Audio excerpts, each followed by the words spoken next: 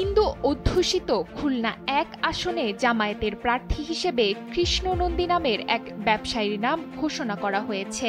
৩ December সন্ধ্যায় জামায়াতের খুলনা কার্যালয়ে অনুষ্ঠিত কর্মী সভা থেকে ওই আসনের জন্য কৃষ্ণ নন্দীর নাম ঘোষণা করা হয়।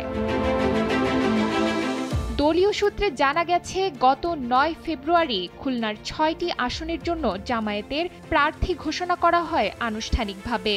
এর মধ্যে বাকি ৫টি আসনের প্রার্থী ঠিক থাকলেও শুধু খুলনা ১ আসনে প্রার্থী পরিবর্তন করে হিন্দু প্রার্থী করার ঘোষণা করা হয়েছে। আসনটিতে ঘোষণার প্রায় ১০ মাসের ব্যবধানে প্রার্থী পরিবর্তন করল দলটি। আর খুলনার প্রথম জামায়াতে হিন্দু প্রার্থী দিল দলটি। খুলনা ১ আসনটি দাকব ও বটিয়াঘাটা উপজেলা নিয়ে গঠিত। সর্বশেষ ভোটার তালিকা অনুযায়ী এই আসনে মোট ভোটার সংখ্যা ৩,০৩,৫৪২ জন।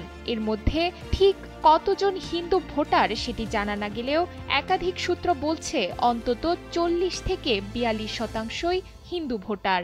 এজন্য জামায়াতের মতো একটি ইসলামিক দলও শেষ পর্যন্ত হিন্দু প্রার্থী খুঁজে নিয়েছে। মনোনয়ন পাওয়ার বিষয়টি নিশ্চিত করে কৃষ্ণ নন্দী বলেছেন, তাকে কেন্দ্রে ডেকে নেওয়া হয়েছিল। সেখানে জামায়াত আমির সহ উচ্চ পর্যায়ের নেতারা তাকে প্রার্থী ঘোষণা করেছেন। তিনি বলছেন, এলাকায় গিয়ে কাজ শুরু করবেন। ব্যবসায়ী কৃষ্ণ নন্দীর গ্রামের বাড়ি ডুমুরিয়া উপজেলার চুকনগরে। ডুমুরিয়া ও ফুলতলা উপজেলা নিয়ে গঠিত খুলনা ৫ আসনে জামায়াতের প্রার্থী দলের সেক্রেটারি জেনারেল মিয়া গোলাম পরোয়ার। ১ বছর ধরে ডুমুরিয়া ও ফুলতলায় তার বিভিন্ন রাজনৈতিক সমাবেশে কৃষ্ণ নন্দীকে দেখা গেছে। তার নেতৃত্বে প্রতিটি সমাবেশেই সনাতন ধর্মাবলম্বী নারী পুরুষের সরব উপস্থিতি ছিল।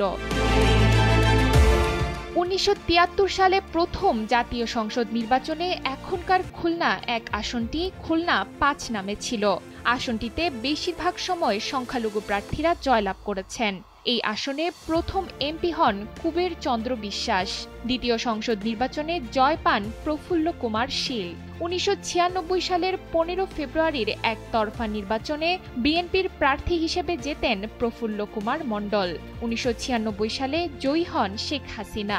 পরে তিনি আসনটি ছেড়ে দিলে উপনির্বাচনে আওয়ামী লীগের মনোনয়ন পান শেখ হারুনুর রশিদ, কিন্তু সংখ্যালঘু প্রার্থী পঞ্চানন বিশ্বাসের কাছে হেরে যান।